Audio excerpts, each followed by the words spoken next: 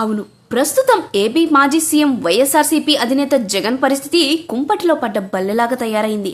గడిచిన ఎన్నికల్లో ఏపీ ప్రజలు మునిపెన్నడూ లేని విధంగా వైసీపీ పార్టీని చిత్తు కింద ఓడించి కేవలం 11 సీట్లకు పరిమితం చేసి ప్రతిపక్ష హోదా కూడా లేకుండా చేశారు. ఈ బాధలో జగన్ ఎమ్మెల్యేగా గెలిచినా కూడా అసెంబ్లీలో ముఖం చాటేస్తున్న పరిస్థితి. ఇక కూటమి ప్రభుత్వం కౌంటర్లు షరామామూలే.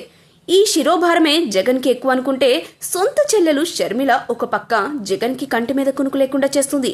ఈ క్రమంలోనే ఆమె అన్న జగన్ని ఉద్దేశించి చేసిన పోస్ట్ ఒకటి సోషల్ మీడియా వేదికగా వైసీపీ కార్యకర్తలకు, సానుభూతి పరులకు చెంపపెట్టులా మారింది. అవును, ఈ క్రమంలో ఆమె ఏకంగా అన్న మీద అవాకులు చవాకులు పేల్చింది. ఆడలేకే మధ్యలో ఓడన్నట్లుంది వైసీపీ అధ్యక్షుడు వైఎస్ జగన్మోహన్ రెడ్డి తీరు అంటూ ఏపీసీసీ చీఫ్ వైఎస్ షర్మిలారెడ్డి కాస్త గట్టిగానే కౌంటర్ వేశారు.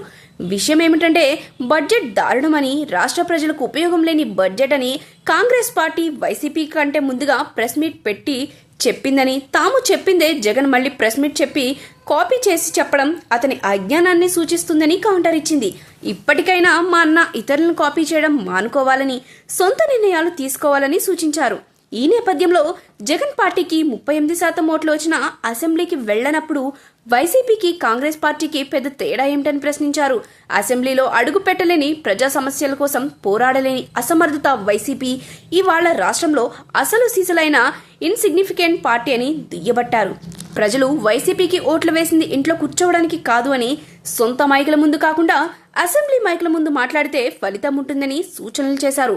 మీకు చిత్తశుద్ధి ఉంటే నిండు సభలో ప్రభుత్వ వ్యతిరేక విధానాలపై సభ దద్దరిల్లేలా చేయండి, మేము కూడా మీ వెంట రావడానికి ట్రై చేస్తామంటూ ఓ సలహా పాడేసింది. ఒకవేళ ప్రతిపక్షం కాకపోయినా 11 మంది అయినా ప్రజాపక్షం ఉన్నామని దమ్ముంటే నిరూపించుకోండి అని అన్నారు. ఇక ఎప్పటికీ అసెంబ్లీకి వెళ్లే దమ్ము లేకుంటే రాజీనామాలు చేసి ఇంట్లో కూర్చోమంటూ సలహా ఇచ్చారు. కాగా ఈ లేఖను చదువుతున్న సో కాల్డ్ వైసీపీ కార్యకర్తలు పంటి కింద రాయిలా ఫీల్ అవుతున్నారు.